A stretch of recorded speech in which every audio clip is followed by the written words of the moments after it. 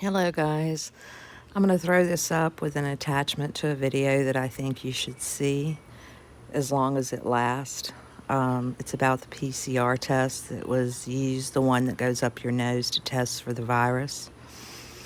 I've known about some of this, Carrie Ellis, the inventor of the PCR test who won the Nobel Peace Prize, who died 2 years ago. So he's not here to defend himself, but he said enough before he died to counteract what's going on today and the usage of his test to test for this virus. I think a lot of what would have been very, very different if Carrie Ellis would have remained alive. And what's happened to us this last year. I'm going to explain it as simply as I can in regular language after having read and listened to videos.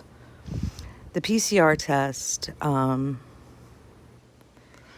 was originally invented to be able to look within the human body and identify things within it, and it allows the scientists to magnify the particles to identify certain aspects of the molecules / particles. Now, depending on the cycle that you use, the magnification that you use depends on how much you're going to pick up. And within our bodies, we have one of just about everything. I know that sounds strange, but we do.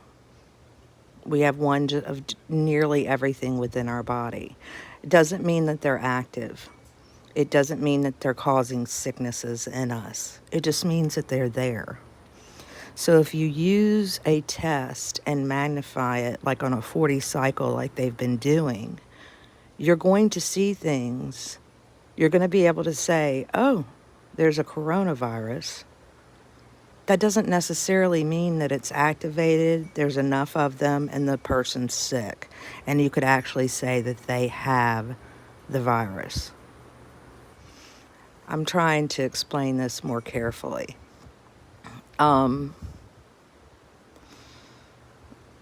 It's like saying, okay, let's put it this way. I find one piece of white hair in your head. One piece of white hair. One gray hair. I can't say that you have gray hair, that you're gray-headed. Okay? Because there's not enough. If somebody were to ask me what you look like, that you have gray hair. Yeah, you have gray hair, but it's not all over. And nobody would identify you with gray hair. So you can have the virus, a small particle of it within your body, but that doesn't mean that you're sick and the virus is active in your body, nor does it mean that it's contagious. I know this is a little bit different. It's a little bit beyond high school. But, they purposely keep the public ignorant with the lack of our education system. And I can say that because I have my master's in education. With their dumbing down of the system, they don't even teach the fundamentals, so that when you're presented with something like this that is at the next level, if you don't have the fundamentals, you can't possibly understand this. So therefore, you can have control of the majority of the population.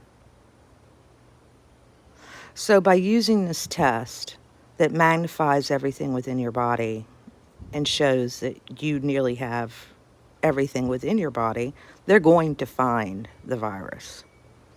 And therefore the numbers go up on the people who have, in quotes, the virus. Remember, they're not really sick, nor are they contagious. And there you go. There's your high numbers on infection. There's your asymptomatic cases that don't show any symptoms. That's how that happens. I'm going to attach this video. even if you don't get to see the video of him actually speaking, Carrie Mullis. That's why I'm putting this video. I want you to hear what he says himself before he died. I want you to hear what he says about Dr. Fauci and his opinion of him and the mishandling of the AIDS virus back in my teen years. I want you to hear this, because this is the truth. Y'all have a nice day. Bye for now.